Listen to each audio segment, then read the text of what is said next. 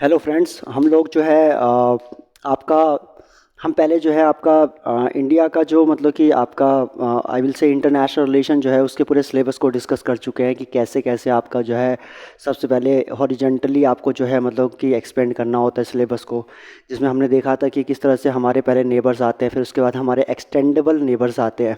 ठीक है। और एक्सटेंडेबल नेबर्स के बाद जो है आपका दुनिया के बाकी सारे पार्ट्स में हम लोग जो है मतलब कि कैसे कैसे रिलेशनशिप्स में हैं। ठीक है। उसके बाद जो ऑर्गेनाइजेशंस जितनी इंपॉर्टेंट हैं वो सारी की सारी, देन डायस्पोरा, ये सारा सिलेबस में आपको बता दिया गया था। अगर नेबर्स की बात की जाए तो नेबर्स में मैंने बताया था कि आपका श्रीलंका, मॉरिशस, पाकिस्तान, अफ़गानिस्तान, चाइना, नेपाल, भूटान, उसके बाद बांग्लादेश, म्यांमार, ये हमारे नेबर कंट्रीज़ है। और एक्सटेंडेबल नेबर्स में अगर हम देखें तो एक्सटेंडेबल नेबर्स में हमारा जो है वो आपका सबसे पहले साउथ ईस्ट एशिया आता है, देन उसके बाद इंडो पैसिफिक का पूरा रीजन जो है वो आता है, और उसके बाद जो है आपके पैसिफिक के जितने भी आइलैंड्स कंट्रीज़ हैं उनके साथ हमारे क्या रिलेशनशिप हैं उसके बारे में। देन उसके बाद जो है एक्सटेंडेबल नेबर्स में हमारे पास सेंट्रल एशिया जो है, उसके अंदर जो 5 देश है, कजाकिस्तान, किर्गिस्तान, तजाकिस्तान, तुर्कमेनिस्तान और उज़्बेकिस्तान, जिसको हम कट्टू के नाम से जानते हैं।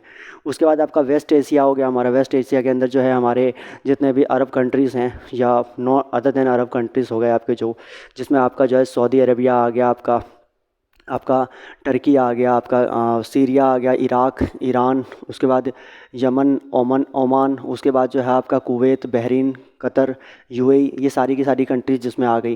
ठीक है। इनके बारे में हमें जानना है। तो वेस्ट एशिया और सेंट्रल एशिया जो है वो हमारा नॉर्दर्न पार्ट है, हम उसको जो है अगले वीडियो में हम उसे देखेंगे।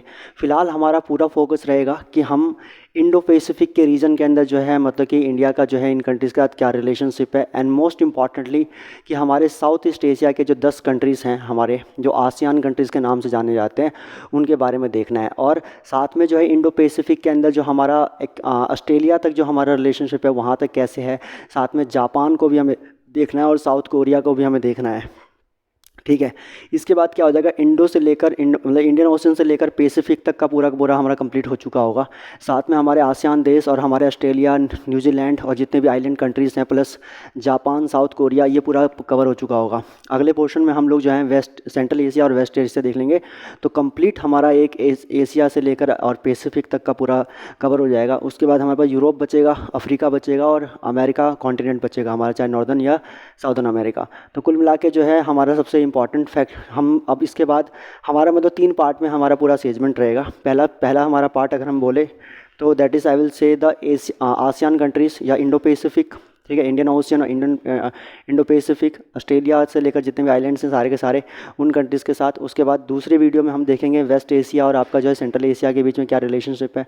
उसके बाद हम लोग देखेंगे यूरोप के बाद हम लोग आएंगे अफ्रीका, और अफ्रीका के बाद जाएंगे हम आपका अमेरिका। तो अमेरिका को पूरा का पूरा कोशिश करेंगे एक वीडियो में कंप्लीट किया जाए, वेस्ट एशिया और सेंट्रल एशिया एक वीडियो में, और यूरोप और अफ्रीका जो है वो एक एक वीडियो में। मतलब लगभग 4 से 5 वीडियो में हमारा पूरा कंप्लीट सिलेबस हो जाएगा, वन बाय वन हर एक चीज़ को बहुत मतलब कि आपका काफ़ी एलोबरेटिव मैनर में जो है कंप्लीट किया है, किसी भी चीज़ को नहीं छोड़ा है।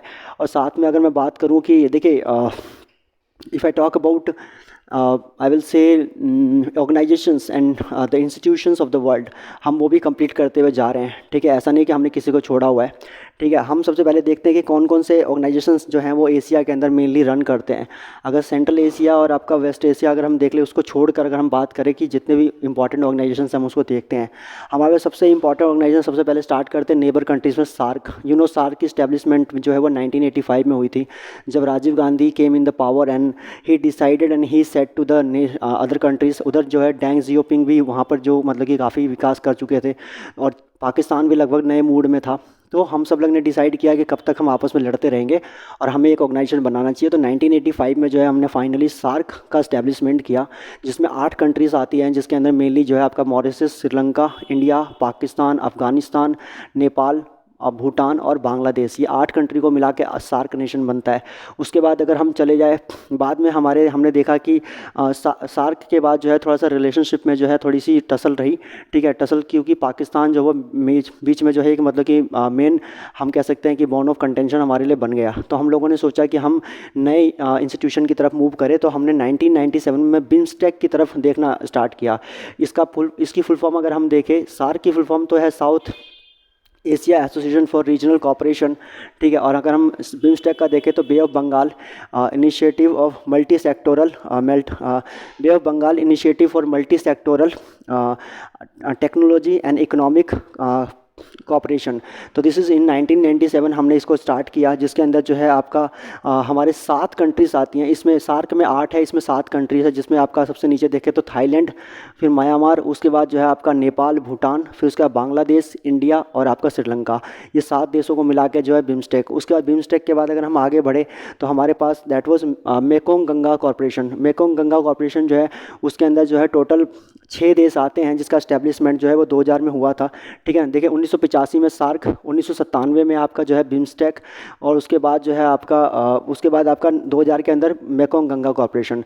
मेकोंग जो है चाइना से निकलने वाली एक नदी है, जो कि आपका जो आसियान कंट्रीज़ जो 5 है, लाओस, कंबोडिया, वियतनाम, उसके बाद आपका मलेशिया, थाईलैंड और आपका म्यांमार, इन 5 देशों से निकल के जाता है, ठीक है। और उसके बाद इंडिया का जो है गंगा। तो मेकोंग और गंगा का जो है दोनों का कॉपरेशन जो है इसमें मेनली देखा जाता है। सारे के सारे वही पर्पस होते हैं, इकोनॉमिक और सिक्योरिटी टाइप्स होते हैं हमारे इसके बीच में, ठीक है। तो ये हमारा इसमें टोटल 6 देश आते हैं। देखिए कैसे एक एक देश कम होता जा रहा है। 8 सार्क में है, 7 बिम्स्टेक में है और मेकोंग में हमारे 6 देश हैं, जिसमें कौन सा है 5 तो आसियान के वो देश हैं, लाओस, कंबोडिया, वियतनाम, उसके बाद जो है आपका म्यांमार और थाईलैंड और प्लस इंडिया, 6 देश मिलाकर ये हो गया।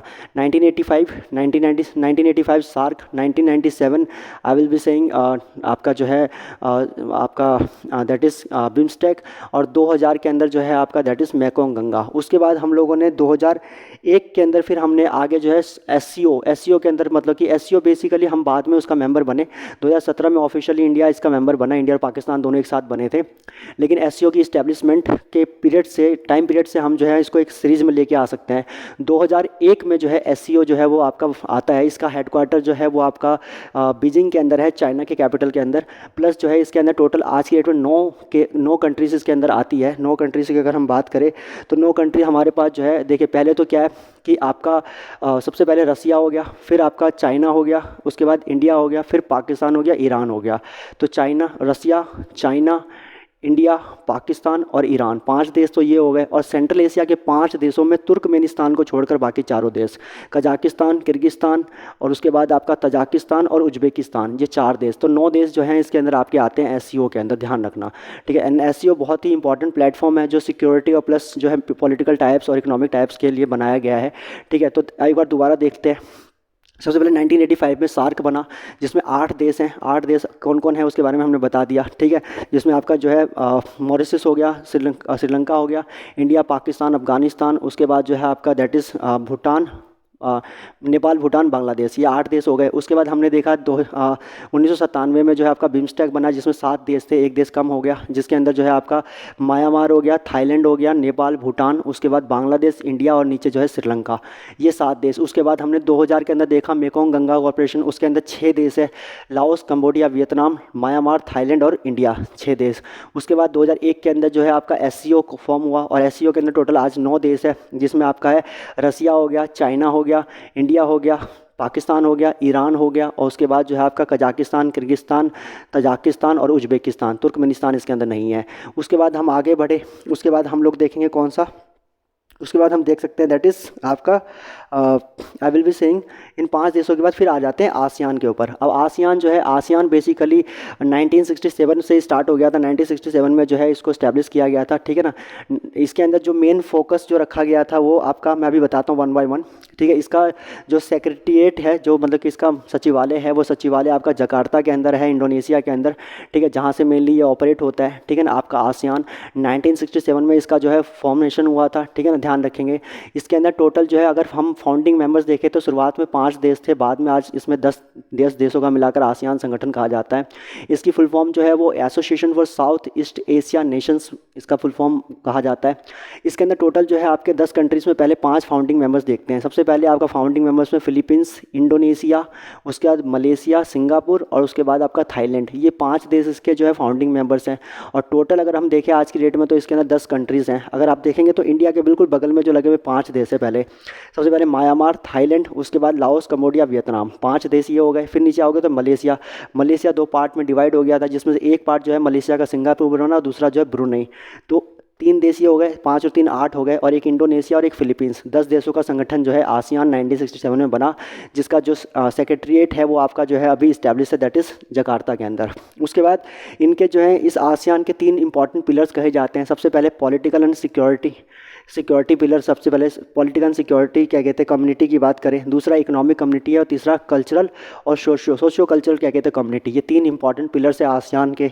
उसके बाद आपका आसियान का डेवलपमेंट देखें तो 1776 में इन सारे देशों ने मिलकर ट्रीटी ऑफ एमिटी और क्या कहते हैं आपका जो है फ्रेंडशिप एंड कॉपरेशन साइन किया। हालांकि शुरुआत में 5 ही देश थे, मैंने कहा 1984 में शायद ब्रुनई इसके अंदर आया था, एंड देन 1994 में आपका जो है लाओस और आई थिंक ब्रुनई उसका 1994 में शायद वियतनाम आया था। उसके बाद जो है 1997 के अराउंड जो है आपका शायद मेरे हिसाब से, अगर मैं सही हूँ तो मुझे लगता है कि दैट इज़ लाओस, कंबोडिया, बाकी सारे देश इसके अंदर आए थे, ठीक है ना। उसके बाद अगर हम बात करें आगे चल के 2007 में इन सब लोगों ने अपना एक चार्टर एडॉप्ट किया था आसियान का। चार्टर मतलब इनके नियम कायदे कानून कैसे क्या रहेंगे उसके बारे में जो है इन्होंने चार्टर 2007 में इन्होंने इशू किया था। 67 के बाद 2007 मतलब लगभग 40 साल बाद इन्होंने अपना चार्टर तैयार किया था। उसके बाद अगर हम बात करें तो आसियान जो है उसके अंदर जो है बाकी 6 कंट्रीज़ का FTA है। तो FTA के अकॉर्डिंग जो है ये बाकी 6 देशों के अंदर व्यापार करते हैं, जिसमें आपका सबसे पहले अगर मैं बात करूँ तो दैट इज़ चाइना के बाद जापान, साउथ कोरिया, चाइना, ठीक है, इंडिया, ऑस्ट्रेलिया, न्यूजीलैंड, ये 6 देश जो है इनके साथ FTA साइन कर रखा है। इंडिया के साथ भी इनका FTA है, ठीक है। हम धीरे धीरे देखेंगे इंडिया के साथ इसके रिलेशन कैसे हैं। उसके बाद जो है आपका इसी का एक और क्या कहते हैं मतलब कि आपका जो है दैट इज़ जो है मतलब फॉर्मेशन है, that is east Asia summit. East Asia summit जो है उसकी स्टैब्लिशमेंट जो थी वो 2005 में हुई थी, ध्यान रखेंगे, बहुत इंपॉर्टेंट है। ईयर्स से जो है आपका एक मतलब कनेक्टिविटी बना सकते हैं, क्रोनोलॉजी बना सकते हैं हम, इसीलिए ईयर बहुत इंपॉर्टेंट है।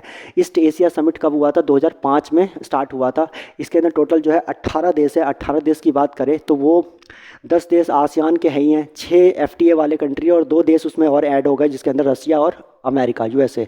तो ये 18 देशों का जो है आपका ईस्ट एशिया समिट है। देखिए 3 चीज़ें इंपॉर्टेंट है। पहली बात तो आसियान 1967 में बना। 5 इसके फाउंडिंग मेंबर्स थे, आपका जो है फिलीपींस, इंडोनेशिया, आपका मलेशिया और आपका सिंगापुर और उसका थाईलैंड। उसके बाद आपका बोलूँगा 1776 और 1976 में इन लोगों ने क्या किया, इन लोगों ने जो है दे डिसाइडेड कि मतलब कि ये लोग ट्रीटी ऑफ क्या कहते हैं एमिटी इन्होंने साइन किया। और उसके बाद जो है आपका अच्छा एक चीज़ और 1995 में जो है इन लोगों ने क्या किया, इन्होंने एक जो है मतलब कि आपका कह लीजिए कि एक डील साइन किया न्यूक्लियर फ्री जोन बनाने का, कि ईस्ट एशिया जो है वो बिल्कुल न्यूक्लियर फ्री जोन रहेगा, जिसमें न्यूक्लियर की कोई एक्टिविटीज़ नहीं होगी या कोई भी उस तरह का मतलब कि कोई डेवलपमेंट नहीं होगा, ठीक है, न्यूक्लियर वेपन का। तो 1995 में हुआ। उसके बाद अगर हम बात करें 2007 में इन्होंने चार्टर एक्सेप्ट किया। 2007 के बाद जो है आपका जो है FTA के अंदर आपका टोटल जो है क्या कहते हैं FTA के अंदर टोटल जो है 6 देश आते हैं, जिसमें आपका कौन है, जिसमें क्या कहते हैं आपका 6 देश कौन कौन से हैं? सबसे नीचे ऑस्ट्रेलिया और आप न्यूजीलैंड ले सकते हैं 2 देश। उसके बाद जापान, साउथ कोरिया, चाइना और इंडिया 4 देश है। तो 6 देश मिलाकर जो है आपका FTA मतलब कि साइन हुआ। उसके बाद आपका जो है 2005 में जो है ईस्ट एशिया समिट हुआ, और ईस्ट एशिया समिट के अंदर जो है फाइनली 2 देश और आ गए, जिसमें रसिया और आपका USA है। उसके बाद अगर हम बात करें तो इसके जो है और भी कई सारे ब्रांचेस हैं। जैसे हम बात करें कि एशिया प्लस थ्री जो है आपका एक ब्रांच है। एशिया प्लस 3 जो 1997 में फॉर्म किया गया था। एशिया प्लस 3 में जो है आपके 3 देश आसियान के 10 देश और प्लस 3 देश आते हैं, जिसमें 3 देश कौन कौन से हैं? 3 देश आपका उसके अंदर जो है जापान, साउथ कोरिया और चाइना। जापान, साउथ कोरिया और चाइना मिलाकर जो है आपका आसियान 3+ के नाम से जो है क्या कहते हैं मतलब एक ऑर्गेनाइजेशन है। उसके बाद आसियान का रीजनल फोरम है, एक रीजनल फोरम में ARF, ठीक है ना। उसके अंदर टोटल 27 क्या कहते हैं मल्टीलैटरल ग्रुप्स हैं, जो कि आपका 1994 में जो स्टार्ट हुआ था, जो फैसिलिटेट करता है कॉपरेशन ऑन व्हाट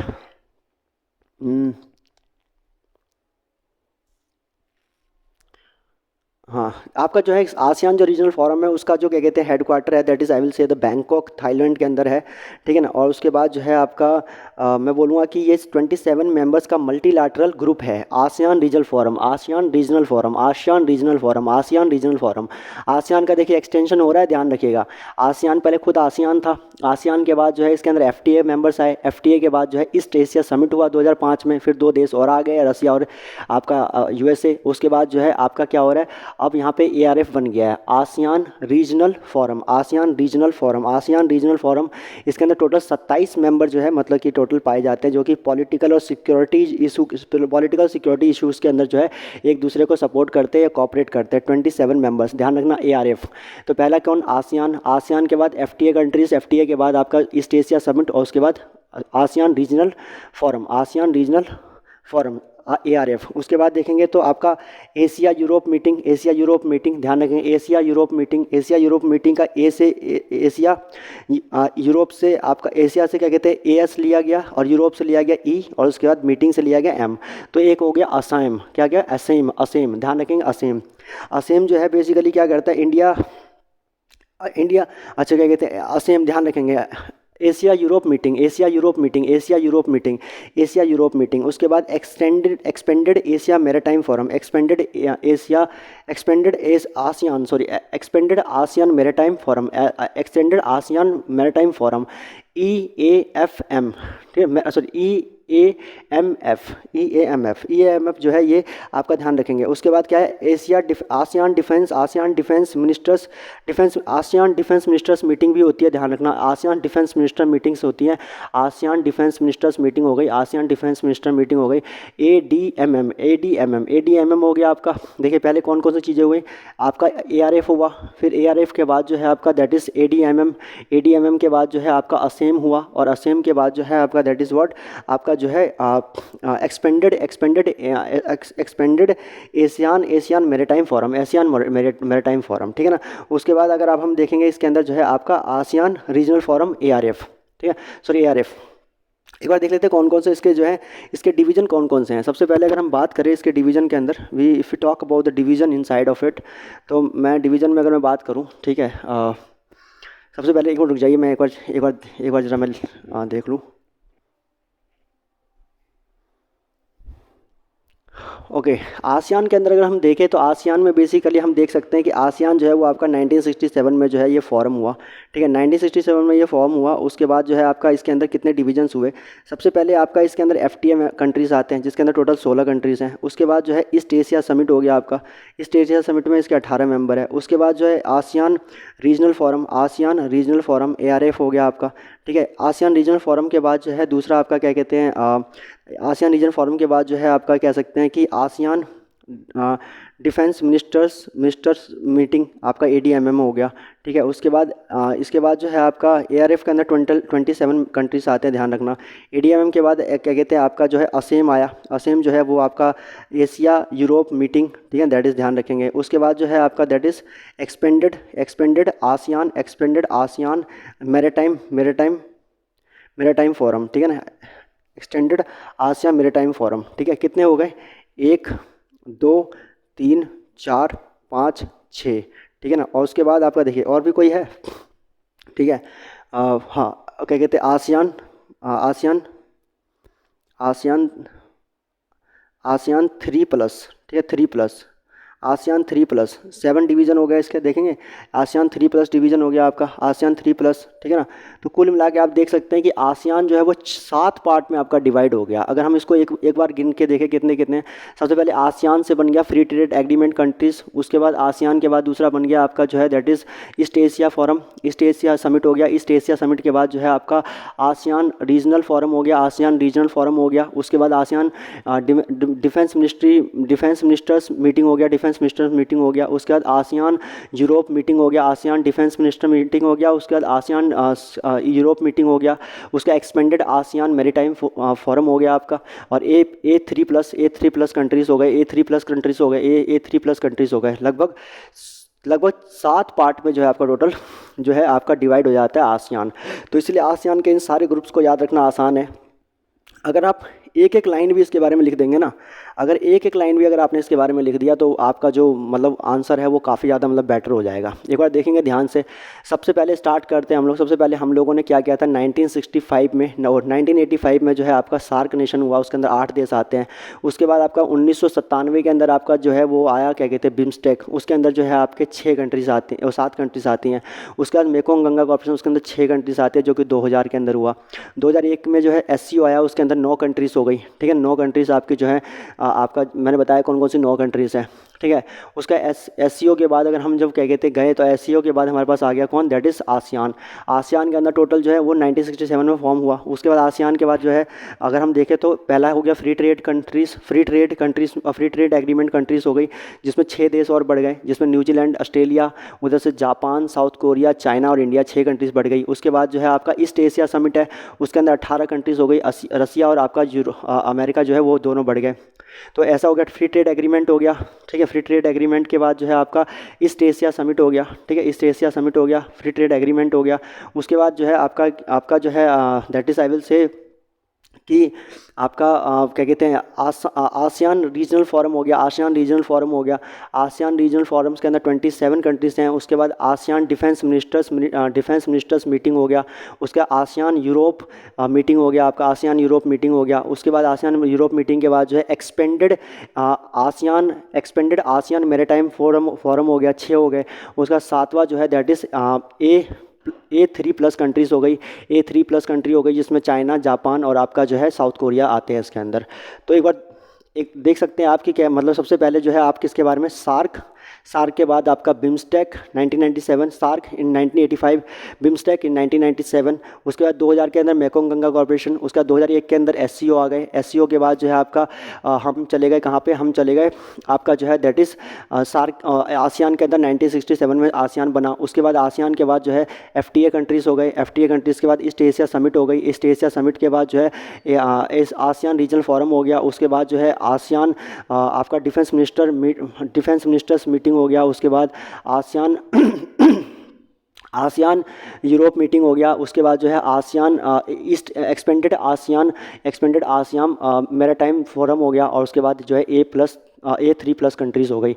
तो लगभग 7 ये हो गए। और उसके बाद सबसे पहले आपका सार्क हो गया, बिम्स्टेक हो गया, सार्क बिम्स्टेक मेकोंग गंगा और एससीओ। ठीक है, SAARC BIMSTEC Mekong Ganga SCO और उसके बाद ये 7। ठीक है ना, 7 इंपॉर्टेंट, तो 11 हो गए आपके, ध्यान रखना। उसके बाद अगर हम आगे बढ़ेंगे तो हम देखेंगे दैट इज़ व्हाट आपका जो है Indian Ocean Rim Association, Indian Ocean Rim Association, Indian Ocean Rim Association, Indian Ocean Rim Association. ठीक है ना, Indian Ocean Rim Association, Indian Ocean Rim Association. अगर हम आसियान को अलग रख दें तो इंडियन ओशियन रिम एसोसिएशन को हम रख सकते हैं। ठीक है, आप इंडियन ओशियन रिम एसोसिएशन को आप रख सकते हैं, इंडियन ओशियन रिम एसोसिएशन। तो सबसे पहले देखिए इंडियन ओशियन रिम एसोसिएशन, उसके बाद देख लेते हैं और क्या क्या बचा हुआ है वो भी देख लेते हैं। उसके बाद हो गया आपका आर सी ई पी हो गया, रीजनल कॉम्प्रेंसिव इकोनॉमिक पार्टनरशिप। और उसके बाद जो है आपका लास्ट बच गया दैट इज़ क्वेड। ठीक है, दैट इज़ क्वेड। तो आपका आई ओ आर ए उसका R C E P,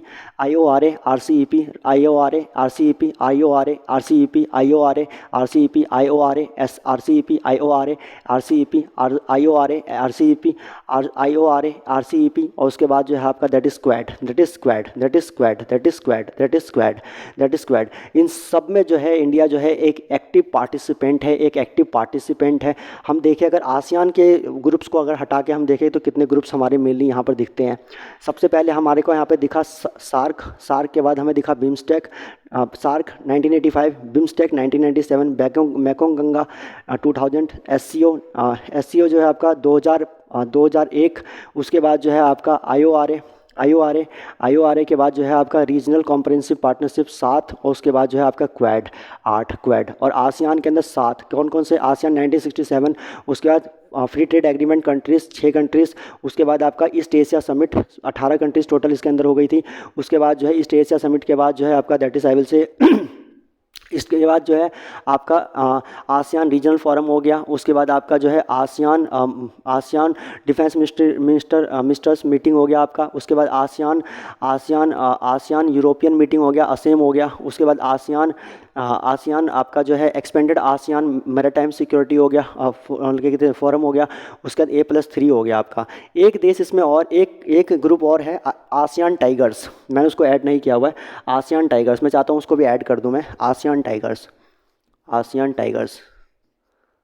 tigers basically क्या था कि जो यूरोप में जितने भी डेवलप कंट्रीज़ आ रही थी, ये 4 जो बहुत रैपिडली ग्रो हो रही थी, उन 4 कंट्रीज़ का जो है ग्रुप है, जिसमें कौन कौन आ जाता है आपका साउथ कोरिया आ जाता है। साउथ कोरिया के बाद मेरे हिसाब से सिंगापुर आ जाता है। फिर उसके बाद आपका ताइवान आ जाता है, और सिंगापुर हो गया, ताइवान हो गया, साउथ कोरिया हो गया, ठीक है। एक कंट्री और है, मैं याद नहीं कर पा रहा हूँ, जापान है या पता नहीं कौन है, but I will remember that. तो कुल मिला के जो है आपका ये 9 ऑर्गेनाइजेशन प्लस 7, 16 ऑर्गेनाइजेशन जो है एक्टिवली रन करती है इसके अंदर। हालांकि अभी और ऑर्गेनाइजेशंस हैं, एक ऑर्गेनाइजेशन और है, उसको हम देख लेंगे तो सब लोग पूरे के पूरे ऑर्गेनाइजेशंस यहाँ पे खत्म हो जाएंगे हमारे। क्योंकि ऑर्गेनाइजेशन याद रहने का मतलब हो जाता है कि आपको पता होता है कि आपको किस ग्राउंड में खेलना होता है, ठीक है। पहले तो ऑर्गेनाइजेशन का नाम याद रहेगा तभी तो आप क्या कहते हैं आगे की कहानी कर पाओगे ना। एक ऑर्गेनाइजेशन है और है जिसका नाम है फोरम फॉर, आपका कहूँगा sorry, forum for not, Pacific island, Pacific island forum, Pacific island forum, Pacific island forum, Pacific island forum, Pacific island forum, Pacific island, Pacific islands forum, Pacific islands forum, Pacific के अंदर जितने भी islands हैं उसका एक forum है। Pacific islands forum हो गया, पैसिफिक आइलैंड्स फोरम हो गया, पैसिफिक आइलैंड फोरम हो गया, पैसिफिक आइलैंड्स फोरम हो गया, पैसिफिक आइलैंड्स फोरम हो गया, पैसिफिक आइलैंड्स फोरम हो गया, पैसिफिक आइलैंड्स फोरम हो गया, जो 1971 में जो एस्टेब्लिश हुआ था, ठीक है। उसके बाद 2000 में इसका नाम चेंज हुआ था। पहले इसका नाम जो है वो आपका साउथ पैसिफिक फोरम था, south Pacific forum, I think south Pacific forum था। उसके बाद नाम पड़ गया Pacific islands forum, Pacific islands forum, Pacific islands forum. तो आपके कौन कौन से हो गए? एससीओ हो गया 1985, एससीओ के बाद आपका जो है BIMSTEC 1997, Mekong Ganga corporation 2000, SCO 2001। उसके बाद एससीओ के बाद जो है आपका आसियान हो गया, आसियान छोड़ देते हैं अभी, आसियान को साइड में लेते हैं, ठीक है ना। उसके बाद आईओआरए हो गया, आईओआरए के बाद जो है आपका, आईओआरए के बाद जो है आपका आरसीईपी हो गया, फिर आपका क्वाड हो गया, क्वाड के बाद एशियान टाइगर्स हो गया, और उसके बाद जो है पैसिफिक आइलैंड्स फोरम हो गया। आपका टोटल 9 आपके फोरम्स हो गए। 7 क्या कहते हैं आसियान के, आसियान 1967 में आया इस्टेब्लिशमेंट में। उसके बाद 7 उसके कौन कौन से एक बार दोबारा देखते हैं। एफटीए कंट्रीज़ हो गए, एफटीए कंट्रीज़ पहली, एफटीए कंट्रीज़ में 6 देश। उसके बाद ईस्ट एशिया समिट हो गया, उसके बाद 2 कंट्री और बढ़ी। उसके बाद आपका जो है आपका आसियान रीजनल फोरम हो गया, आसियान रीजनल फोरम हो गया, एआरएफ हो गया। उसके बाद जो है आसियान डिफेंस मिनिस्टर्स मीटिंग हो गया, एडीएमएम हो गया। उसके बाद आसियान यूरोप मीटिंग हो गया, एसएम हो गया, असेम हो गया। असेम के बाद जो है आपका दैट इज़ आई विल से एक्सपेंडेड आसियान मैरीटाइम सिक्योरिटी, ठीक है ना। उसके बाद आपका जो है that is A+3 country, A+3 countries, ठीक है ना, A+3 कंट्रीज़ हो गए। तो ये लगभग 7 ये हो गए, और 9 जो है यहाँ पे ये ऑर्गेनाइजेशन हो गई। लगभग 16 ऑर्गेनाइजेशन जो है यहाँ पे रन कर रही है, जो मैंने एकदम मेजर बताती है। अब एक दो आकार इक्का दुक्का अगर कोई छूटा होगा तो छूटा होगा। अब देखो ओकस जो है वो, ओकस भी एक ऑर्गेनाइजेशन है ऑस्ट्रेलिया, यूके, यूएस का, तो वो इसमें नहीं आता, तो मैं उसको इसमें कवर नहीं कर रहा, ठीक है। और बाकी मैं इसके अलावा बताऊं तो मैंने लगभग सब कुछ कवर कर दिया है, जितने भी क्या कहते हैं ऑर्गेनाइजेशंस जो साउथ ईस्ट एशिया के अंदर एक्टिव है, उन सारे एक्टिव ऑर्गेनाइजेशंस के बारे में बता दिया। अब हम आगे बढ़ते हैं, देखते हैं कि इंडिया का साउथ ईस्ट एशिया के अंदर क्या रिलेशनशिप है। इंडिया का अगर साउथ ईस्ट एशिया के अंदर हम रिलेशनशिप देखें तो आपको पता होगा कि 1991 में बेसिकली क्या हुआ कि 1991 में जो है वो आपका डिसइंटीग्रेशन हो गया था आपका यूएसएसआर का, जिससे जो है वर्ल्ड जो क्या कहते हैं कोल्ड वॉर था उसका एंड हो गया। जब कोल्ड वॉर का एंड हुआ तो यूएसएसआर जो हमारा एक बहुत ही बड़ा पार्टनर था आपका पूरे एशिया के अंदर और बल्कि वर्ल्ड के अंदर, वो पार्टनर कहीं ना कहीं एक डिक्लाइनिंग पोजीशन में आ गया। कहीं ना कहीं उसको कहीं उस टाइम पे कहीं ना कहीं कह सकते हैं कि वो इकोनॉमिकली काफ़ी मतलब टर्मोइल में आ गया, पॉलिटिकल और इकोनॉमिक टर्मोइल में आ गया, जिसकी वजह से क्या हो गया कि हमें जो है, और हमारे पास दूसरी चीज़ क्या हो गई कि वहाँ पे गल्फ़ वॉर हो गया। तो गल्फ़ वॉर जब हुआ, गल्फ़ वॉर की वजह से क्या हो गया कि एक तो गल्फ़ वॉर, एक तो decline of disintegration of USSR, इन दोनों ने हमें मजबूर कर दिया कि हम अब कहाँ जाए। हमारे पास कोई चारा नहीं था, क्योंकि हम अपने आप को बहुत आइसोलेटेड फील कर रहे थे। पाकिस्तान, चाइना, ये सारे के सारे, अमेरिका, ये सब सारे एक साथ खड़े थे, और यूएसएसआर जो हमारा दोस्त था वो टूट गया था। तो ऐसे में हम बहुत आइसोलेटेड फील कर रहे थे। उस टाइम पे क्या हुआ कि हमारे पीवी नरसिम्हा राव, उन्होंने ये डिसाइड किया कि हम लोग जो हैं अब अपने आप को जो है ईस्ट से देखे बिना नहीं रह सकते। और आई के गुजराल उस टाइम जो थे हमारे, अब उस टाइम तो नहीं, बाद में फॉरेन मिनिस्टर बने थे, तो उन्होंने ये एडवाइस किया था कि हमें जो है लुक ईस्ट, मतलब ईस्ट की तरफ हमें देखना चाहिए, और वहाँ से हमारा लुक ईस्ट पॉलिसी आया। और हमने कहा कि जब हम लुक ईस्ट देख रहे हैं तो हमें लुक वेस्ट भी करना पड़ेगा। तो वेस्ट में हमारा कौन सा पॉलिसी आ गया, दैट आई विल से, मतलब वेस्ट में बेसिकली ऐसे तो वेस्टर्न कंट्रीज़ की बात हो रही है, लेकिन वेस्ट का मतलब सिर्फ ये नहीं होता। वेस्ट का मतलब हो गया कि आपका सऊदी अरबिया और इन सब देशों के साथ। तो देख सकते हैं कि यहाँ पे क्या हो गया कि हमारे को कोल्ड वॉर के बाद जो है इंडिया को मूव करना पड़ा लुक ईस्ट पॉलिसी की तरफ और यूएसए की तरफ, क्योंकि हमारे पास जो है वो सिर्फ 2 हफ्ते का जो है वो इम्पोर्ट करने का जो है फॉरेन एक्सचेंज बचा हुआ था। और अगर हम उस टाइम पे हमें पैसा नहीं मिलता तो यकीनन जो है हम लोग जो है अपना ट्रांसपोर्टेशन सिस्टम हमारा पूरा ब्लॉक हो जाता, और जिसकी वजह से जो है भारी नुकसान हमें उठाना पड़ सकता था। हमारी इकोनॉमी जो है वो ठप हो सकती थी। ऐसे में क्या हो गया कि हमें यूएसए के पास के अलावा कोई चारा नहीं बचा। यूएसए में हमें वर्ल्ड बैंक और आईएमएफ के पास जाना पड़ा। साथ में हमें जो है ईस्ट ईस्ट एशिया की तरफ भी देखना स्टार्ट करना पड़ा। सो यहाँ से कहानी शुरू होती है साउथ ईस्ट एशिया की प्लस अमेरिका की। अमेरिका में आपको पता है एलपीजी जो आया वो अमेरिका की वजह से ही आया। उसके बाद हमने अपनी इकोनॉमी खोली, और हमने जब इकोनॉमी खोली तो हमने सोचा कि साउथ ईस्ट एशिया को भी अब हम नज़रअंदाज करके नहीं चल सकते, ठीक है। तो उसको भी हमने अपने यहाँ पर आने का एक मौका दिया।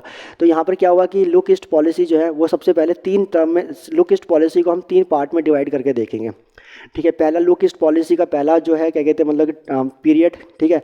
दूसरा जो है लुक ईस्ट पीरियड का, लुक ईस्ट पॉलिसी का जो दूसरा 2.0 वाला सिचुएशन है, और उसके बाद जो ये लुक वेस्ट पॉलिसी है जो हमारी एक्ट ईस्ट पॉलिसी के अंदर, और एक्ट ईस्ट पॉलिसी में क्या कहते हैं हमारी जो है कन्वर्ट हो गई, दैट इज़ आई विल से लुक ईस्ट पॉलिसी जो है हमारी एक एक्ट ईस्ट पॉलिसी के अंदर हमारी जो है मतलब कि कन्वर्ट हो गई। वो हमारा तीसरा जो है सेजमेंट है। हम 1 बाय 1 देखते हैं। सबसे पहले क्या है कि आपका एंड ऑफ कोल्ड वॉर की वजह से India move to look east policy and the USA. Look east policies factors what were the determinants that decided that we should focus upon the look southeast countries, that was collapse of USSR का collapse हो गया, gulf crisis हो गया, और balance of payment का जो crisis हमारे देश में हुआ। इसकी वजह से क्या हुआ कि हमें जो है अब ईस्ट की तरफ देखना पड़ा। इनिशियल फेज में अगर हम बात करें, our focus was on the establishing trade and economic link. हमारा शुरुआत में जो फोकस था वो ट्रेड एंड इकोनॉमिक लिंकेज जो है वो ईस्ट एशिया के कंट्रीज़ के साथ, वो साउथ ईस्ट एशिया के कंट्री के साथ बनाने का था, जिसमें हमने क्या किया। सबसे पहले इंडिया जो है वो सेक्टोरल डायलॉग पार्टनर बना। सेक्टोरल डायलॉग पार्टनर, हम सिर्फ डायलॉग कर सकते थे, बट हम कोई फॉर्म कमिटमेंट्स या फॉर्म डिसीजंस नहीं ले सकते थे। जब तक आप डायलॉग पार्टनर रहते थे आप ऐसा कुछ नहीं कर सकते। तो हम जो है सेक्टोरल डायलॉग पार्टनर बने आसियान के 1992 के अंदर। देखिए 2 ईयर बहुत इंपॉर्टेंट है आसियान की बात हो तो, एक तो 1992 और एक है उसके 10 साल बाद 2002। 1992 के अंदर हमें क्या हुआ कि 1992 और 3 ईयर बहुत इंपॉर्टेंट है, 1992, 1996 एंड 2002। तो 1996 में क्या हुआ कि हम डायलॉग पार्टनर बने आसियान के, ठीक है। उसके बाद 1996 में जो है हम लोग क्या हुआ, 1996 हम लोग जो है सेक्टोरल डायलॉग पार्टनर बने हम 1992 के अंदर, और डायलॉग पार्टनर पूरी तरह से हम बने 1996 के अंदर। तो 1992 में सेक्टोरल डायलॉग पार्टनर बने और 1996 में हम डायलॉग पार्टनर बने। और 2002 के अंदर क्या हुआ कि 2002 के अंदर हम समिट लेवल तक पहुंच गए कि अब हम अपने देश में समिट करवा सकते हैं। That is a benefit that we could have, ठीक है। समिट लेवल तक हम पहुँचे 2002 के अंदर तक। तो सिंपल सी बात है, 1991 में decline of I will say the disintegration of USSR and the gulf war and the crisis of the balance of payment motivated us to look east, and we started our policy of the look east policy, you know, and we focus upon the South Asia countries. And after it I will say that the when we focus upon the Southeast Asia countries, so there are the three phases. First phases is what, the look east, the initial phase I will say, and the second phase that I will say, that is the look east policy 2.0, and third step is, and the third phase or the step is what, the third phase I will say the act east policy. The conversion of the look east policy into the act east policy was the third phase we can speak. तो सबसे पहले अगर मैं बात करूँ कि look east policy जो पहला जो फैक्टर है उसके अंदर आपने देखा, आपका क्या कहते हैं, हमने जो है हमने 3 चीज़ें बहुत इंपॉर्टेंटली देखी कि 3 साल बहुत इंपॉर्टेंट है, 1992, 96 और 2002। 92 के अंदर क्या हुआ कि हम लोग सेक्टोरल डायलॉग पार्टनर बने, 96 के अंदर हम डायलॉग पार्टनर बने, और 2002 के अंदर जो है समिट लेवल तक जो है हम पहुँच पाए आसियान के साथ रिलेशन इस्टेब्लिश करने में। उसकी वजह से क्या हो गया, जब 2000 अगर मैं बात करूं कि आपका जो है जब हमने स्टार्ट किया था 1991 में रिलेशनशिप, तो हमारा जो ट्रेड जो था उनके साथ वो ट्रेड 3.1 बिलियन का था आसियान कंट्रीज़ के साथ। वही अगर हम बात करें 2002 में, तो 2002 में यही ट्रेड बढ़कर हो गया हमारा 12 बिलियन का। तो 12 बिलियन का ट्रेड जो है हमारा आपका जो है मतलब कि आसियान कंट्रीज़ के साथ पहुँच गया। उसके बाद दूसरे में जो है दूसरा जो हमारा था ये स्ट्रेटेजिक पार्टनरशिप का जो दौर था लुक ईस्ट पॉलिसी का, अगर हम देखें इसमें क्या है 2010 के अंदर हमने फाइनली आसियान कंट्रीज़ के साथ जो है FTA साइन किया, ठीक है ना, इन गुड्स एंड ट्रेड। क्या कहते हैं, हमने गुड्स के अंदर जो है आपका मैं कहूँ कि क्या कहते हैं मतलब हम लोगों ने जो है FTA साइन किया। तो आसियान के साथ FTA कब साइन किया था, फ्री ट्रेड एग्रीमेंट, वो जो है हमने 2010 के अंदर किया था। देखो FTA क्या होता है, बेसिकली FTA का मतलब होता है जब आप कभी भी कोई ट्रांजेक्शन नॉन टैरिफ में करते हैं, मतलब किसी भी तरह का टैरिफ इम्पोज नहीं किया जाएगा इंपोर्ट और एक्सपोर्ट के अंदर। So this is called the free trade agreement, ठीक है। तो फ्री ट्रेड एग्रीमेंट हमने जब 2010 में जब हमने स्टार्ट किया, तो उसकी वजह से आई एम टेलिंग यू जो उछाल आया, देखो 1900 1991 में जब हमने ट्रेड स्टार्ट किया था तो 3.1 बिलियन यूएस डॉलर तक हमारा ट्रेड था। वही 2002 के अंदर हमारा जो है ये ट्रेड जो है वो 12 बिलियन यूएस डॉलर तक पहुंच गया। और उसके बाद जब हमने 2010 में जो है आपका फ्री ट्रेड एग्रीमेंट साइन किया तो उसके बाद यही जो हमारा ट्रेड था वो 80 बिलियन पहुंच गया। कितना? 80 बिलियन। ज़्यादा खुश होने की जरूरत नहीं है, अभी हमारा 90 बिलियन के अराउंड जो है आसियान के साथ है।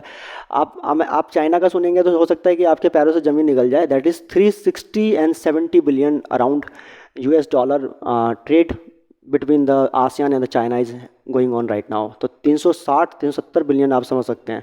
इंडिया कहीं भी एग्जिस्ट नहीं करता इस मामले में, ठीक है ना। हमें इस पर फोकस करने की ज़रूरत है, ठीक है। उसके बाद क्या है कि हमारा 80 बिलियन तक पहुंच गया 2012 तक। तो 1991 में 3 बिलियन, उसके बाद 12 बिलियन आपका जो है 2002 के अंदर, 80 बिलियन जो है आपका 2012 में, जब हमने 2010 में फ्री ट्रेड एग्रीमेंट साइन किया था, एफटीए लगाया। उसके बाद हम अगर देखें कि हमारे पास इस टाइम में हमने बहुत सारे हमने प्रोजेक्ट्स भी साइन किए, जिसमें सबसे इंपॉर्टेंट प्रोजेक्ट हमारा जो है वो क्या है, आईएमटी का हमारा हाईवे मोरे से लेकर, मोरे जो क्या कहते हैं आपका मणिपुर में पड़ता है, उससे लेकर जो है मणिपुर से, मोरे से लेकर अगर मैं बोलूँ आपका जो है that is I will say I am forgetting the name, More, एक मिनट लेट मी चेक, चलिए कोई नहीं, मोरे का नहीं बताएगा। मोरे का मतलब कुल मिला के जो है आपका आईएमटी का मतलब है इंडिया, म्यांमार और थाईलैंड तक हम जो है क्या ले जा रहे हैं, एक आपका हाईवे ले जा रहे हैं हम, ठीक है ना। जो हमारा ट्रिलैटरल हाईवे प्रोजेक्ट है, हम एक हाईवे बना रहे हैं, ठीक है। सबसे इंपॉर्टेंट पहला हमारा ये प्रोजेक्ट है। दूसरा प्रोजेक्ट है आपका Kaladan multi modal transit transport आपका प्रोजेक्ट। इसके अंदर क्या है कि हम लोग जो है अपने कोलकाता के पास से जो है आपका, और आपका जो है सितवे बंदरगाह तक हम लोग जो है आपका 539 किलोमीटर की जो है एक आई विल से हमारा जो रूट पड़ता है। उसके बाद हम क्या होगा, यहाँ से कोलकाता से सितवे बंदरगाह पे जाएगा। सितवे बंदरगाह को हम डेवलप कर रहे हैं, और सितवे के बाद जो है वो हमारा अंदर जाएगा 158 किलोमीटर जो है वो कालादान की नदी से जो है वो निकलेगा।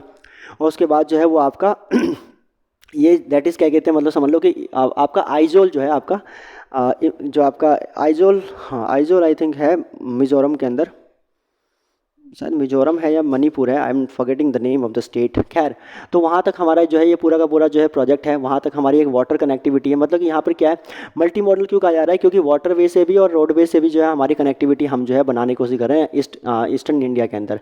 और ध्यान रखना, हमारा जो फोकस है वो ज़्यादा ईस्ट इंडिया को जो है, मतलब ईस्ट इंडिया कह रहा हूँ सॉरी, नॉर्थ ईस्ट जो हमारा है उसको डेवलप करने का ज़्यादा फोकस रहता है हम जब आसियान के साथ हम डेवलपमेंट में लगते हैं। तो एक तो हमारा हो गया ट्रिलैटरल क्या कहते हैं आपका जो है आईएमटी, उसका कालादान हो गया। उसका Mekong Ganga corridor, Mekong Ganga corridor जो है वो भी हम बनाने में लगे पड़े हैं, जिसके अंदर मेनली अगर मैं बोलूँ कि काफ़ी सारी, हम सारे के सारे मेकोंग गंगा के अंदर जो 6 कंट्रीज़ हैं वो उसमें लगे हुए हैं, ध्यान रखना। उसके बाद बांग्लादेश, चाइना, म्यांमार और इंडिया कॉरिडोर। बांग्लादेश, देखो बांग्लादेश, म्यांमार, चाइना, इंडिया, तो बांग्लादेश, म्यांमार, चाइना, इंडिया का कॉरिडोर हम लोग वो भी बनाने में लगे पड़े हैं। ये जो मेजर प्रोजेक्ट्स हैं हम लोगों ने लिए हुए हैं किसके अंदर, सेकंड वाले फेज़ के अंदर 2010 के बाद। उसके बाद तीसरा फेज़ आया, that is called act east policy. Act east policy जो है वो आपका स्टार्ट हुआ कैसे, जब नवंबर 2014 में मोदी जी, बेसिकली मोदी जी मई 2014 में जब देश के प्रधानमंत्री बने, तो उन्होंने एक समिट जो है, मतलब कि आसियान का जो है वो आपका 12वां जो समिट था, ठीक है ना। देखो आसियान का समिट कब स्टार्ट हुआ था, आसियान का समिट स्टार्ट हुआ था 2000 से, तो 2014 में 12वां समिट होगा। और साथ में जो है हमने नोवा ईस्ट एशिया समिट, नोवा ईस्ट एशिया समिट कह रहे हैं क्यों, क्योंकि ईस्ट एशिया समिट जो है वो हमारा स्टार्ट ही कब हुआ था, ईस्ट एशिया समिट हमारा स्टार्ट हुआ था 2005 से। तो 2005 से लेकर 2014 के बीच में नोवा ही पड़ेगा, ठीक है, ध्यान रखना। तो 2005 में स्टार्ट हुआ था, इसीलिए क्या कहते हैं नोवा कहा जा रहा है। तो ईस्ट एशिया समिट जो है उसके अंदर मोदी जी पहुँचे, कहाँ पे पहुँचे, म्यांमार के अंदर एक जगह है नाइपी ताओ, ये बेसिकली वहाँ का कैपिटल है, ठीक है, नाइपी ताओ। वहाँ पे मीटिंग में जो है हमने अनाउंस किया कि अब से लुक ईस्ट एशिया पॉलिसी जो है हमारी, that will become the act east Asia policy जो है हमारी, दैट विल बी कन्वर्टेड। तो यहाँ से हम लोगों ने लुक ईस्ट एक एक्ट ईस्ट एशिया जो है क्या कहते हैं पॉलिसी को इंट्रोड्यूस किया। तो आप देख सकते हैं कि क्या क्या मतलब differences that we can measure in this, कि कैसे कैसे हमारे साउथ ईस्ट एशिया के साथ रिलेशन चले हैं। ये पूरा का पूरा जो है सिनेरियो मैंने आपको बताया, क्या कहते हैं एशिया और आपका जो है इंडिया और क्या कहते हैं साउथ ईस्ट एशियाई कंट्री के साथ हमारे क्या रिलेशनशिप है। अब हम बात करें अगर इंडो पैसिफिक, बहुत इंपॉर्टेंट जोन है ये।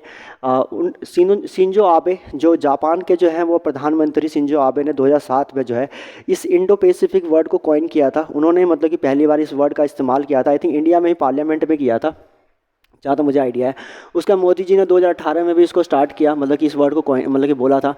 अभी हमारी मिनिस्ट्री ऑफ एक्सटर्नल अफेयर्स ने क्या किया है, मिनिस्ट्री ऑफ एक्सटर्नल अफेयर्स ने जो है आपका हमारा जो एक एक्ट ईस्ट पॉलिसी है और हमारा जो इंडो पैसिफिक की जो पॉलिसीज़ है उन दोनों को मर्ज कर दिया है और कहा है कि हम दोनों को एक साथ रख के जो है अपनी पॉलिसीज़ फ्रेम करेंगे, ठीक है ना। और हम साथ में क्या कहते हैं आपका जितना भी जो ओशिनिया की जितनी भी कंट्रीज़ है, ओशिनिया आइलैंड्स की जितनी ओशिनिया कॉन्टिनेंट की जितनी कंट्रीज़ हैं उन सारी कंट्रीज़ को भी जो है हम उन सबका Oceania territorial division plus Indo Pacific plus ASEAN, इन सबको मर्ज करके जो है हम लोग अब से पॉलिसी बनाएंगे। इसके लिए बाकायदा हमने क्या किया है, हमने एक इंडो पैसिफिक का जो है मिनिस्ट्री ऑफ एक्सटर्नल अफेयर्स के अंदर हमने एक विंग भी तैयार किया है जो स्पेसिफिकली इसी चीज़ पे फोकस करता है, इसी चीज़ के बारे में काम करता है, सोचता है जो कुछ भी है। उसके बाद ये आखिर ऐसा क्या है, क्या रीज़न है कि हमें इंडो पैसिफिक को लेकर काफ़ी कंसर्न है, तो इसका सबसे मेन फैक्टर जो सबसे पहले आता है that is China's expansion. China south east Asia के अंदर काफ़ी एक्सपेंड कर रहा है, ऐसे में जो है हमें अब फोकस रखना पड़ेगा कि हम लोग इंडो पैसिफिक में जो है चाइना के एक्सपेंशन को रोक सके, क्योंकि अगर चाइना का एक्सपेंशन हो गया तो वो पूरी मार्केट को कवर कर जाएगा। एंड यू अंडरस्टैंड कि ये कहीं ना कहीं इकोनॉमिकली प्लस पॉलिटिकली दोनों ही तरह से हमारे लिए बहुत नुकसानदायक रहेगा। दूसरी बात है ग्रोइंग इंपॉर्टेंस ऑफ, इसमें क्या कहते हैं, एक तो ये है कि growing importance of Australia, New Zealand और पैसिफिक आइलैंड्स। ये जो जितने भी कंट्रीज़ हैं ऑस्ट्रेलिया, न्यूजीलैंड और आपके जितने भी पैसिफिक आइलैंड्स की जो क्या कहते हैं कंट्रीज़ हैं, ये सारी कंट्रीज़ भी जो है बहुत अच्छा रोल प्ले कर सकती है हमारे लिए इकोनॉमिक एंड पॉलिटिकल पार्टनरशिप में, ठीक है। और हमारे आपके पास इंडियन ओशियन के अंदर जो है सिक्योरिटी में भी बहुत इंपॉर्टेंट कंसर्न है ये सारी कंट्रीज़, ठीक है। इसीलिए हमारा इनके साथ अब जो टाई अप बढ़ता जा रहा है उसको और बेटर करने के लिए we have to focus upon it more. Then after that, if I talk about the significance of this region is strategic, economic and security aspect. तीनों आस्पेक्ट से सिक्योरिटी, इकोनॉमिक और आपका जो है that is I will say the security aspect, sorry strategic, economic और security. Strategic, economic और आपका जो है सिक्योरिटी, तीनों ही इंपॉर्टेंट कंसर्न है इंडो पैसिफिक में। अगर हम स्ट्रेटेजिकली देखें तो this is the theatre of great competition, this is the theatre of the great competition countries like the due to the maritime rivalry and the देखिए basically क्या है कि इंडो पैसिफिक जो है वो आपका एक थिएटर है किसका, जितने भी ग्रेट क्या कहते हैं मतलब कि यहाँ पे जो है आई विल से द कॉम्पिटिटर्स हैं दुनिया के अंदर, जिसमें मेनली आपका देखो एक तो अमेरिका खुद है, अमेरिका हो गया, चाइना हो गया एंड देन इंडिया हो गया और ऑस्ट्रेलिया, जापान, सारे बड़े बड़े देश जो हैं वो यहीं पे मौजूद हैं। ऐसे में क्या है कि हमें जो है हमें भी अपने आप की स्ट्रेटजी को यहाँ पे इम्प्रूव करके चलना पड़ेगा। हम इस पर्टिकुलर सेगमेंट को इग्नोर करके नहीं चल सकते और अगर हम इसे चलेंगे तो बहुत बड़ा नुकसान हो जाएगा, क्योंकि दुनिया भर के जो बड़े ट्रेड्स होते हैं 95% अराउंड ट्रेड जो दुनिया भर के होते हैं वो समंदर से ही होते हैं, और समंदर के अंदर भी सबसे ज़्यादा जो ट्रेड होता है वो कहाँ से होता है, दैट इज़ इंडो पैसिफिक से ही होता है, क्योंकि दुनिया का सबसे बड़ा समंदर है पैसिफिक, ठीक है। और उसके बाद इंडियन ओशियन जो है वो एक रूट है, उस रूट से जो है मतलब कि इंडिया इतनी स्ट्रेटेजिक लोकेशन में बैठा हुआ है कि हमारे यहाँ से जो है मतलब कि अगर पैसिफिक से कोई चीज़ निकलती है अटलांटिक तक जाएगी तो भी यहाँ से जाना पड़ेगा, मतलब कुल मिला के सबको यहाँ से गुजरना ही पड़ेगा। तो that is why it is very important, ठीक है, कि स्ट्रेटेजिकली ये बहुत इंपॉर्टेंट है हमारे लिए। इकोनॉमिक की बात करें तो बहुत ज़्यादा नेचुरल रिसोर्सेज हैं यहाँ पर, नेचुरल रिसोर्सेज जो कि इसे बहुत अट्रैक्ट करता है इस पर्टिकुलर रीजन पे फोकस करने, खासकर हाइड्रोकार्बन जो है वो मतलब समझ लीजिए कि इंडस्ट्रीज़ के इंजन का फ्यूल है हाइड्रोकार्बन, और हाइड्रोकार्बन जो है वो पैसिफिक और इस आपका इंडियन ओशन के लोकेशन में बहुत ज़्यादा है। साथ में बहुत लार्ज मार्केट है, इतनी बड़ी मार्केट है, मार्केट क्यों, क्योंकि इतने सारे देश हैं इसके अंदर छोटे मोटे जिनके अंदर जो है और बहुत सारे मतलब कि इंडियन ओरिजिन के, इंडियन डायस्पोरा के लोग भी रहते हैं, प्लस ऐसे भी part of Indian diaspora if I talk about that is also very important for are growing market, so the market we can look upon. Then after that I will say the half population, दुनिया की आधी population जो है, आधी से ज़्यादा population जो है वो आपका इसी रीजन में रहती है और रहना बनता भी है। आप देखो इंडिया खुद 140 करोड़ अराउंड और उसके बाद चाइना 150 करोड़ अराउंड, तो दो जो सबसे पॉपुलेटेड कंट्री है वो खुद यहीं पे मौजूद है, तो यू कैन अंडरस्टैंड कि ये कितना इंपॉर्टेंट और स्ट्रेटेजिक लोकेशन है। उसके बाद अगर मैं बात करूं आपका सिक्योरिटी एस्पेक्ट से देखूं तो सिक्योरिटी एस्पेक्ट से अगर मैं बात करूं रीजनल पीस और स्टेबिलिटी और फ्रीडम ऑफ नेविगेशन को बनाने के लिए मैरीटाइम सिक्योरिटी के अंदर जो है हमारा फोकस बनाने के लिए हमें इंडो पैसिफिक को देखना होगा, हम उसे इग्नोर करके नहीं चल सकते। Then if I talk about mechanism, अगर हम इसके लिए देखें कि आखिर क्या क्या मैकेनिज़म्स हम बना सकते हैं, सबसे पहला मैकेनिज़्म तो हमारा पहले से ही बना हुआ है, that is act east policy. तो the act east policy is a very important policy if I talk about that, if you want to pay attention on Indo Pacific region, so the definitely we have to be consistent and the continue active partner and the participant in the I will say the ASEAN and the related organizations of the ASEAN, हमें वहाँ पे रहना पड़ेगा। दूसरा क्या है कि हमारे जितने भी ये 12 के बारे में मैंने आपको बताए, सारे के सारे जो हैं आपका, चाहे वो सार्क हो, सार्क के बाद बिम्स्टेक हो, मेकोंग गंगा हो, मेकोंग गंगा के बाद आपका जो है दैट इज़ SCO हो, SCO के बाद IORA हो, उसके बाद चाहे क्या कहते हैं क्वाड हो, क्वाड के बाद चाहे आपका जो है आसियान टाइगर्स हो, उसके बाद क्या कहते हैं आपका जो है आपका पैसिफिक आइलैंड्स आपका फोरम हो, ये सारे के सारे आसियान हो। आसियान के अंदर अगर मैं बात करूँ तो आपका जो है FTA कंट्रीज़ हो गई, प्लस FTA कंट्रीज़ के बाद दोबारा अगर दूसरा हम देखें तो that is east Asia summit हो गया। उसके बाद ईस्ट एशिया समिट के बाद जो है आपका क्या कहते हैं आसियान रीजनल फोरम हो गया।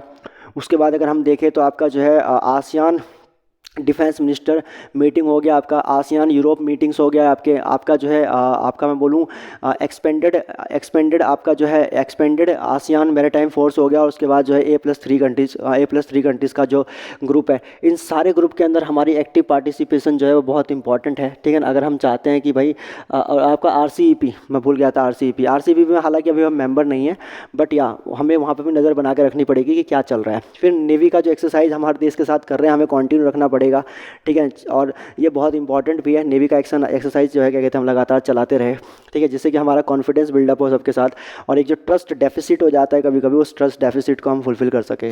If I talk about next one that is India Africa forum summit. India Africa forum summit जो है वो भी बहुत इंपॉर्टेंट है, तो उस पर भी हमारा फोकस बना रहे, दैट इज़ ऑल्सो इंपॉर्टेंट।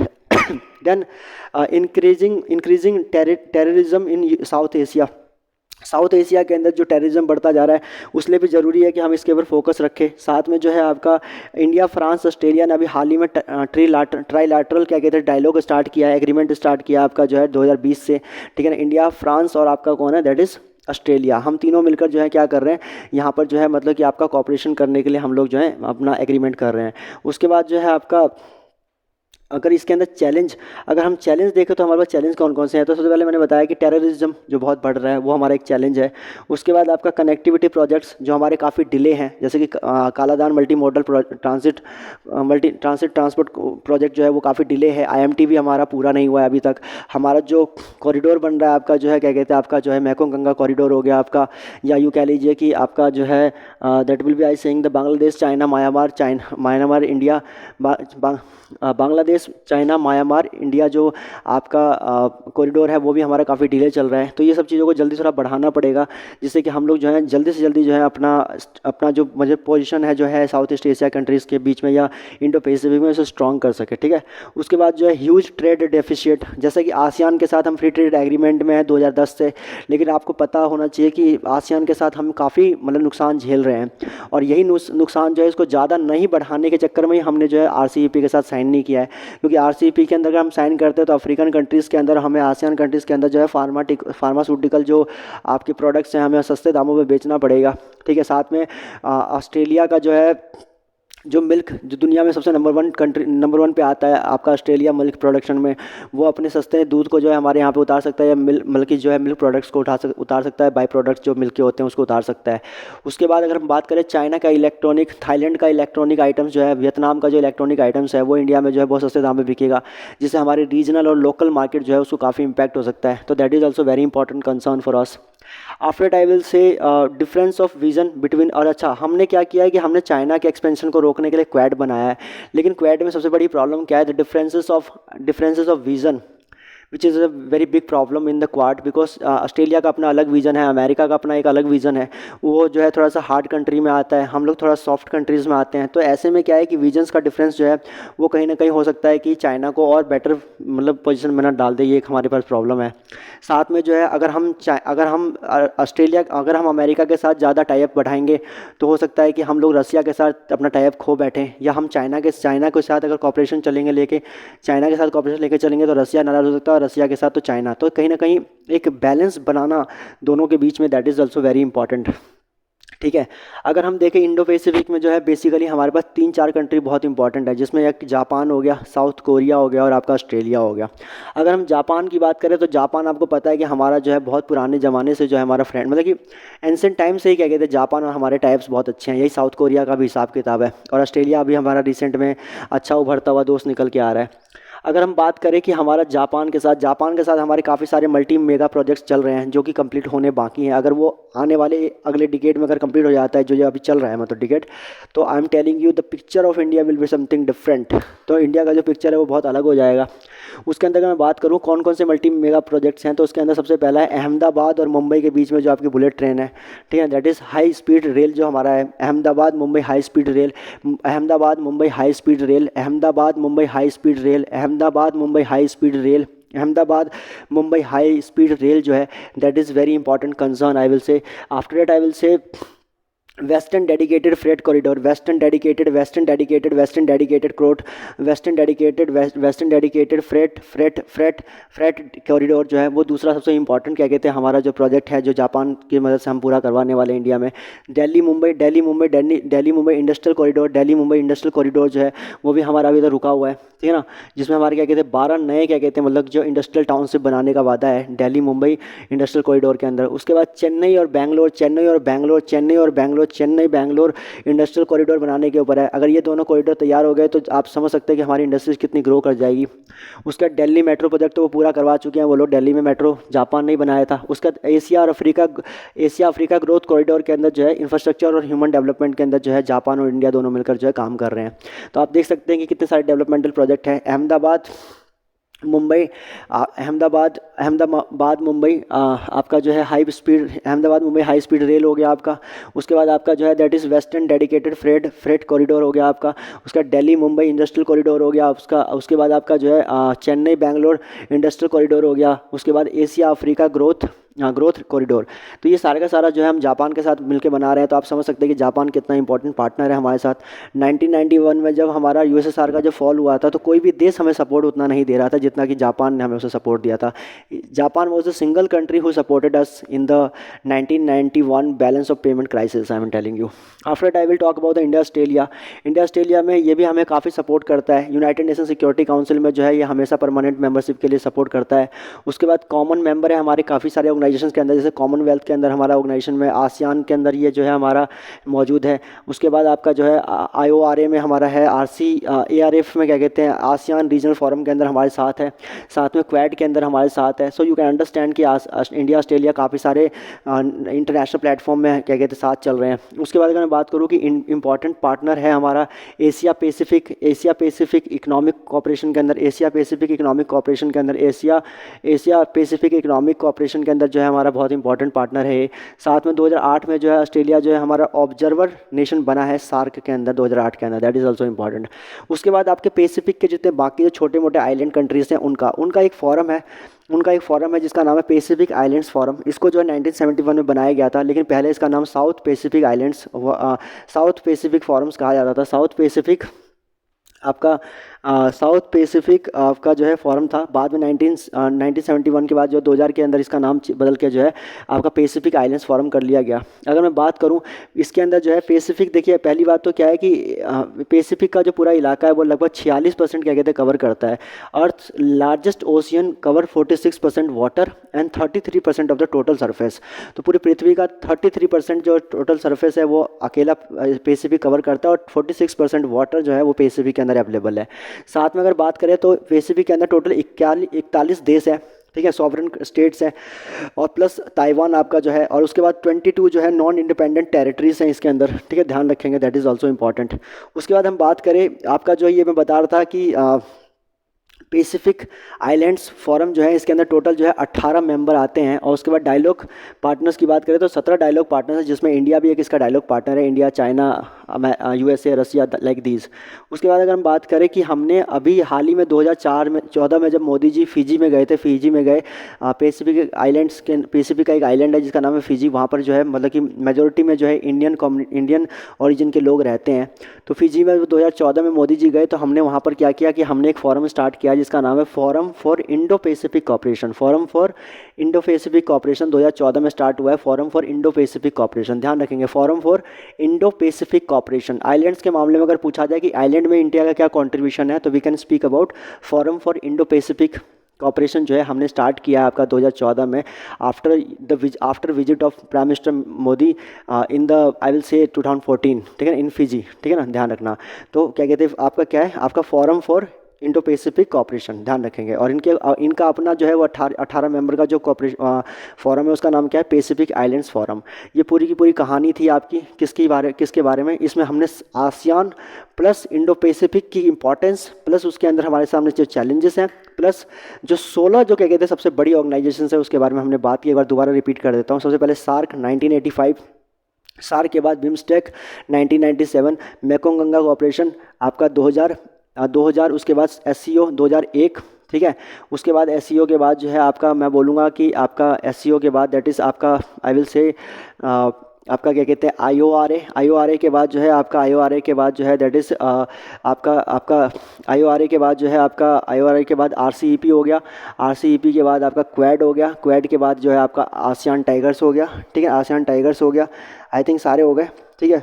और उसके बाद आसियान के अंदर जो 7 क्या कहते हैं मतलब ऑर्गेनाइजेशन है, ठीक है ना, आसियान को हटा के आसियान पहला 1967, उसके बाद आपका फ्री ट्रेड एग्रीमेंट कंट्रीज़, उसके बाद दूसरा जो है आपका ईस्ट एशिया समिट 2005, उसके बाद क्या कहते हैं आपका जो है मैं बोलूँगा आसियान रीजनल फोरम हो गया, उसके बाद आसियान रीजनल फोरम के बाद जो है आपका आसियान डिफेंस मिनिस्टर्स मीटिंग हो गया, आपका आसियान यूरेशिया मीटिंग हो गया, उसके बाद आपका expanded ASEAN maritime security maritime forum हो गया, उसके बाद जो है आसियान प्लस 3 कंट्रीज़ का क्या कहते हैं फोरम हो गया। ये पूरी कहानी थी आपकी किसके बारे में, आसियान और इंडो पैसिफिक के बारे में। Thank you.